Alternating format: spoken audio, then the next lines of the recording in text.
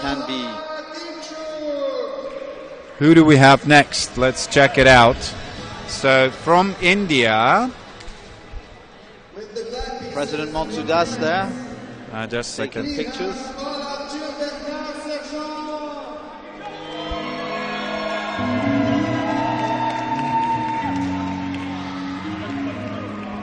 India versus France. So for France, for some reason, has brought a whole lot of red shirts instead of blue shirts. I'm not sure why, to be honest. I have no idea. And Allez les Bleus is... exactly. And how are they going to be able to... So let's see, what are the guys' names? Maybe Guillaume Sanson is a Liverpool fan or something like that. So we have from France, Paul Arthur Bernard Sergent. 4 names. Wow. 4 names. And Saha Kingshuk from India. Okay, so this is a collie system. The move order was slightly strange, starting with C3. For the moment, I'm not actually going to... I just think that they're developing, well, their pieces, their pawns. They're having some kind of fixed structure, and they're just making sure they're not losing anything on the board. Okay. Strangely enough, the time was stopped. I don't know if it's a technical problem or you see that. I think then we might have a lag that they don't have. I'm not sure. On the screen, we certainly have a lag, so and nothing's happening. There is. Oh, there's a lot happening actually. No, the clock is definitely moving. 3:40, so nothing to tell the referees about. Okay. Yeah, let's see. So black has more space. You see that pawn in the center, that pawn on d5? Yep. That basically, we in chess, not everybody, but one school of thought, Alekhine, would say that the pawn in the center is what's going to be giving more space. Now, exactly. Here on the white side, he's doing b4, so he's getting space on the queen side. Basically, the center is slightly more appreciable. Then if you can add the knight on top of the pawn in the center, then gives you even more chances, right? Indeed, there's kind of an outpost there. And now even the word outpost is kind of debated today because it was Josef Dorfman who basically said people are calling an outpost a place where you can put the knight without it being attacked. And he's saying, no, that's not the case. It's a place where it should be attacked, and you're provoking that to create a weakness. Interesting. So there's a whole lot of debate, and there's many schools of thoughts. That's what. It's not like grandmasters all think alike. There are styles, just like there are styles in boxing, and some are awkward styles even. Okay.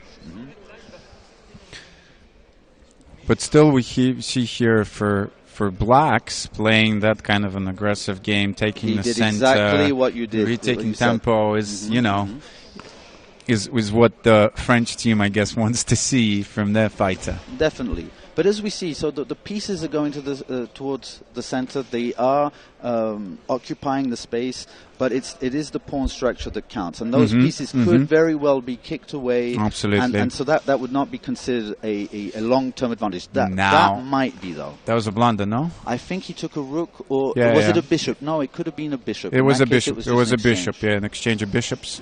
But you see the Indian fighter hesitating already and starting to lose on time. Yes, 1 minute 52 for white now, and 4 minutes for... Wow, there's a big advantage on time. The French is playing very fast chess, very confident.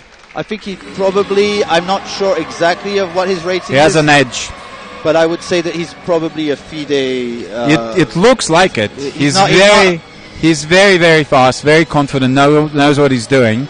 But from what I know, I think if I recognize the Indian fighter, he's a very decent boxer. Very decent boxer. Let's see if that's the guy that I remember from the last World Championship in Turkey. I think that's the guy. But I think he's actually a semi-pro boxer. Okay. Let's see if that's the guy. It's going to be evident from the first minute of the bout. Let's check him out. Definitely, especially because of the format, you have to kind of hurry up. So it's not a question of cardio; it's 100%. Absolutely, and I really believe that. Well, anything could happen, but it doesn't seem like he has a lot of chances on the chessboard. The black if I had to put my money on it, I would go in that direction. I would put my money on the black on the chessboard for sure. And I think in this case, it's one of the cases where the level in chess is going to be big enough that even if in the boxing he's having a hard time, he's not going to make that big blunders. He will still continue. Yeah, what's happening with the gloves? I'm not sure. The gloves were sponsored by Leon. I wasn't paid to say this. And just to say, it's very nice because Leon gloves, I actually asked one of my fights that it would be fought with Leon gloves because I train with them. Wow. And I like the padding. I think it's a fair padding. It's not advantageous, but it does protect you. Okay. It protects your wrist and it protects the head, so to speak. So let's see. Yeah, well, it's the boys, so a knockout. A knockout is possible. Yeah, there is a reach advantage if he has a min. Oh my God! Coming out, guys, really guns blazing, aggressive. That he knows, but the French fighter also knows what he's doing. He's not. Yeah, he's not a complete rookie. He knows how to defend himself. Definitely. And you know, the Indian fighter is a bit too eager. Good hook, good left hook. Well, caught him right on the chin. Caught him right on the chin. I think what's happening is that he is kind of trying to keep it nice and hermetic. Yeah. At the same time, sometimes he's moving to be able to see through the gloves and know when he's supposed to punch.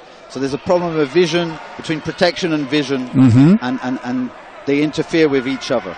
See, that jab, he has to believe in it, right? Yeah. He's not believing that jab. He's just doing it. No, he's not. That doesn't mean when he throws that jab. No, exactly. And that's why there's no respect from the Indian fighter. The Indian fighter is not very skilled, actually. But he's just aggressive. He's just strong. aggressive. Obviously very strong. Yeah. Second count. Wow. Yeah. Another one and he'll be out. So now it's... But that's just already the case, I believe. Well, he knocked him down again, right? So that's no. It's two in this format. It's two. Is it? For the round. Normally it's 3 for the round and 4 in total. Here it's 2 for the round. Really? 3 in total. Yeah.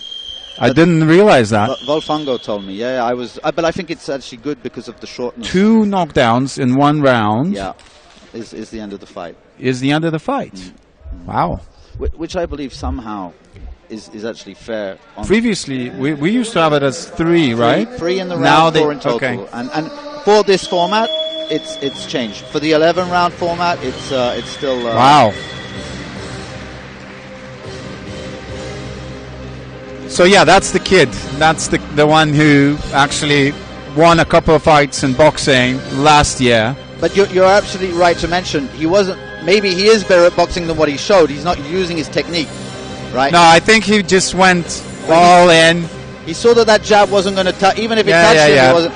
He wasn't afraid of the jab at all. But the jab, he was just doing it to show that he was doing it. That's not what a jab is. Your opponent off absolutely. Your opponent needs to feel it, really feel it, to stay away. To keep the distance. Well done. Well done. I guess I would like to see a little bit more rounded, performance. Me too. Like if you're going to win at the boxing clean, you have to be showing some skill at the chess. I agree with you. That was just pure aggression. But he wasn't down on the chess. He was the material was still equal. Positionally, maybe he was down. Yeah. But also time-wise, look, when you're 2 minutes down, almost. But it wasn't nonsense. It was. No. He knows what he's doing. He still knows what he's doing. Yeah, so that's fine.